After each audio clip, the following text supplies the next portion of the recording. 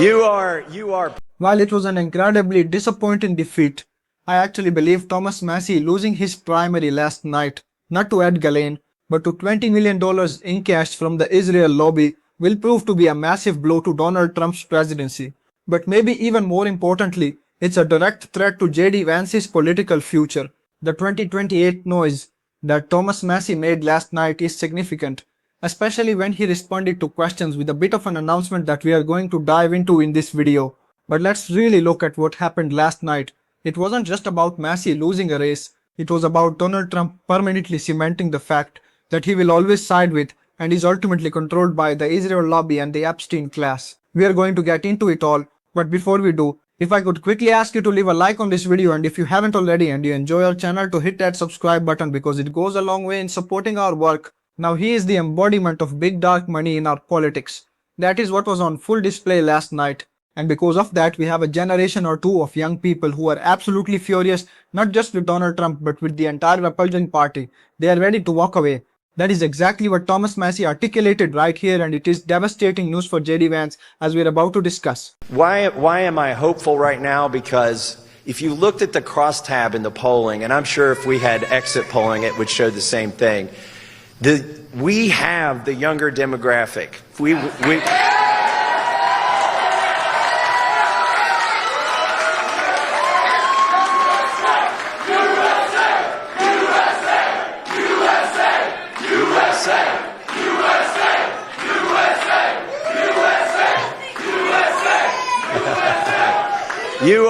You are patriots, and you will inherit this country, and you will make it better, and I am hopeful because of that. Thank you.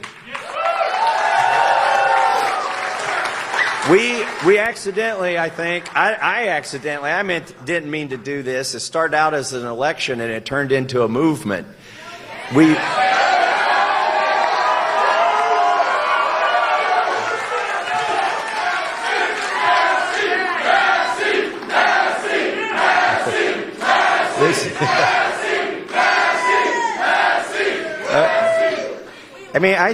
I think people, if you're not tired of politics, if you're not jaded, if you're not cynical, and so many people are, the people that want somebody that'll go along to get along. I've never heard of that strategy, but that seems to be what the voters want.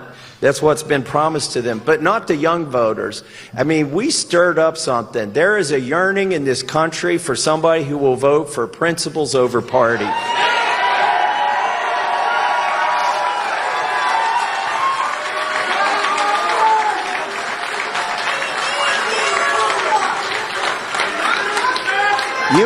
You all don't like bullies, and you don't tolerate them, and I love you for it. You also... Yeah. They couldn't listen.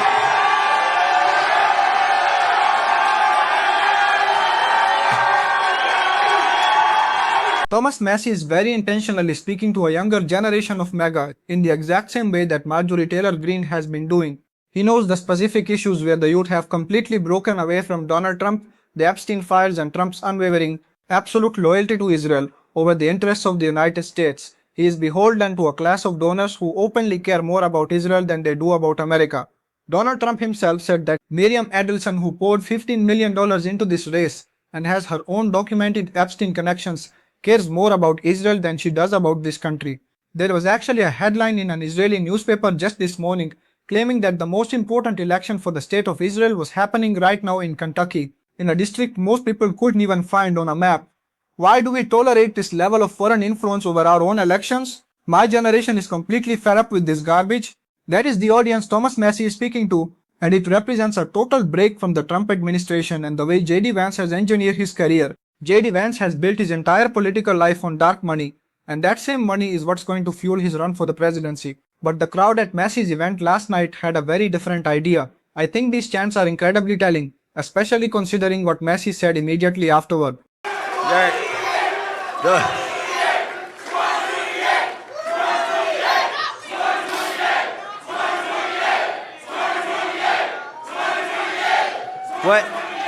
What happens in 2028? You want... Oh, Oh, you want me to run for Congress again? I don't know what you're talking about.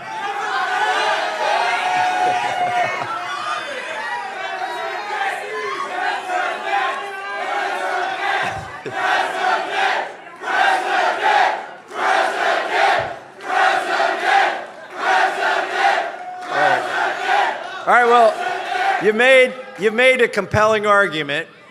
You spoke your piece, but I need a medical margarita right now.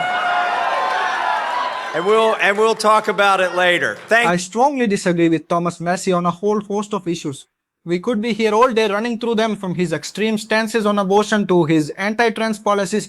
I do not support the vast majority of what Thomas Massie does in Congress. However, he did take principled stances in his opposition to the Israeli government's ongoing genocide of the Palestinian people, and of course, in standing up for the Epstein survivors. We should all respect that. I believe those moves came from a place of genuine principle, and again, that is putting the rest of his regressive politics aside. Now, would I ever vote for him in 2028? Absolutely not. No way. But do I think this presents a very interesting challenge for the rest of MAGA? Specifically the establishment MAGA, the JD Vance version backed by Peter Thiel, Elon Musk and all the dark money in the world? Yes, I absolutely do. Especially because Massie said this. Thomas Massie said of the future, when he was asked about ruling out a presidential bidder, not after the loss in his primary. We'll talk about it later. Thomas Massie is not saying no to a presidential run. He is announcing that we are going to be talking about it. That we will be talking about Massie running for president at some point. If you are JD Vance, I guarantee this is the absolute last thing you want to see. Thomas Massie has officially been turned into a martyr within the Republican Party. I said this last night, and while it might have felt like a bit of copium in the heat of the moment, I truly believe this is going to be a devastating blow for Donald Trump. Heading into the midterms, this cements the reality that Republicans in tough districts are desperately trying to outrun. They want to claim, oh, MAGA isn't just Donald Trump, or you might hate Trump, but I'm an independent Republican. We see people like Mike Lawler trying to play that game, but then Trump goes and visits him anyway. Let's be real. If anyone truly broke away from Donald Trump, if anyone was actually independent, Trump would move heaven and earth to beat them in a primary. He just did it to Thomas Massie. We saw the same thing with Bill Cassidy. So why should we believe any Republican who ran unopposed is anything other than a Trump stooge? They are nothing more than an extension of Donald Trump. This argument is becoming much easier to make at a time when the Israeli government's influence over our entire political system, both foreign and domestic, is being rightfully slammed as one of the most broken parts of our democracy. The fact that a foreign entity has this much pull over our nation, to the tune of billions of dollars in lobbying and campaign spending every year, is just vile, it's disgusting, and that stink is now permanently attached to Donald Trump. You all know I will criticize the Democrats who are beholden to Israel, and there are plenty of them, which is why we call them out on this show constantly. But Donald Trump now owns the weight of being the Israel First president. The Republican Party is now the Israel First party, period. We just saw a greater number of Democratic senators than ever before vote to block funding for the bulldozers used for illegal settlements in the West Bank and Gaza. We saw Democrats stand up and say no to selling offensive weapons and 1,000-pound bombs to Israel. We saw none of that from the Republicans. Sure, some Democrats still cling to what they think is a mainstream position on Israel, a position that is morally bankrupt, but it doesn't even compare to the degree of Donald Trump's subservience. But let's get back to JD Vance. Why does this ruin his life? Because Thomas Massie is now the face of the anti-dark money movement, and JD Vance is dark money. That is his entire political existence. He is Peter Thiel dollars, he is Silicon Valley dollars, he is Elon Musk and Miriam Adelson dollars. In Thomas Massie, you now have the anti-Vance, a guy who actually has a bit of charm, who comes from the same neck of the woods in Appalachia. He plays the banjo, he's got the cool beard, the interesting house. If you're a Republican, that's a lot easier to get behind. Vance, not so much. He is the least charming individual on the planet. I said it the other day, listening to JD Vance is an affront to the senses. He sounds like the physical struggle of trying to force a burp out. It's forced, it's gross, and it's just bloated. Just look at the man. And then listen to him out on the campaign trail and tell me with a straight face that this is going to translate to a winning run in 2028. So I'm not going to ask you to agree with us on every issue because that would be impossible. What I will ask you is if you want to make America great, if you want to protect your jobs and hopefully build jobs in this beautiful factory, if you want to make our streets even safer, if you want to rebuild the American dream for the next generation, vote against the crazy leadership in Washington, D.C. vote for. Are you seriously trying to tell me that this guy right here who's telling people to vote against the crazy leadership in Washington is for real? Give me a break. JD, you are the crazy leadership in Washington. What are you even talking about? What reality are you living in? Who exactly is standing up against you? You are completely in power. You have absolute control and you guys are out here breaking the law every single day just to grab even more power. This man has no sauce. He's got zero juice. He really just doesn't have it. And I'll say it again, Thomas Massie has now become the ultimate anti-dark money candidate. JD Vance, on the other hand, is dark money personified, and Vance is becoming more unpopular by the second. I'm looking at polling from just a month ago, and even then, the numbers were absolutely brutal for JD. It's only getting worse from here.